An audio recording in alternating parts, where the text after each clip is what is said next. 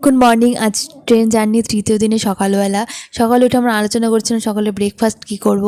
Finally স্টেশনে ঢুকছে train, আমরা জম্মু স্টেশনে পৌঁছে গেছি। নেমে তো দুজনের সত্যি আনন্দের ঠিকানা নেই। প্রায় 6 মাস ধরে আলোচনা হচ্ছিল কোথায় যাব, কিভাবে সব কিছু হবে।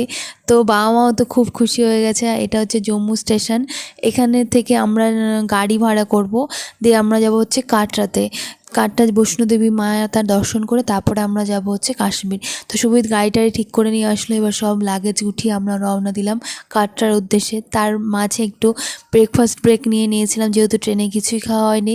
তো এখান থেকে সবাই ব্রেকফাস্ট করলাম। আর যে দূরে পাহাড় ডাকছে, মনে আয় কাছে তো কত তাড়াতাড়ি যেতে পারবো।